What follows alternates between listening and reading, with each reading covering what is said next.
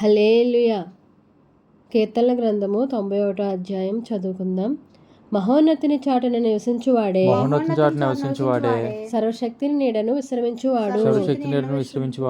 ఆయనే నాకు ఆశ్రయము, నా కోట, నేను నమ్ముకొను నా దేవుడని నేను యెహోవాను గూర్చి చెప్పుచున్నాను. వేటగాని ఉరిలో నుండి ఆయన నిన్ను విడిపించును. నాశనకరమైన తెగులు రాకుండా నిన్ను రక్షించును. ఆయన తన రెక్కలతో నిన్ను కప్పును. ఆయన రెక్కల కింద నీకు ఆశ్రయము కలుగును. ఆయన సత్యము కేడమును డాల్నై ఉన్నది.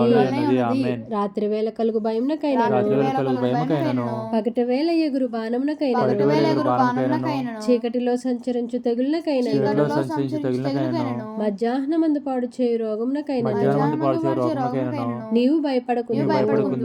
నీ ప్రక్కన 1000 మంది పడినను, నీ కుడి ప్రక్కన 10,000 మంది కూలినను అపాయము నీ యొద్దకు రాదు. నీవు కన్నులారా చూచుచుండగా భక్తిహీనులకు ప్రతిఫలము కలుగును. యెహోవా నీవే నా ఆశ్రయము అని నీవు మహోన్నతుడైన దేవుని నీకు నివాస స్థలముగా చేసుకుని ఉన్నావు. నీకు అపాయమేమీ రాదు. ఏ తెగులు నీ గుడారమును సమీపించదు. ఆమేన్. నీ మార్గములన్నింటిలో నిన్ను కాపాడుటకు ఆయన నిన్ను గూర్చి తన దూతలను ఆజ్ఞాపించును. నీ పాదములకు రాయి తగలకుండా వారు నిన్ను తమ చేతుల మీద ఎత్తి పట్టుకొందురు. నీవు సింహములను నాగుపాములను త్రొక్కెదవు. కొదమ సింహములను భుజంగములను అణగద్రొక్కెదవు.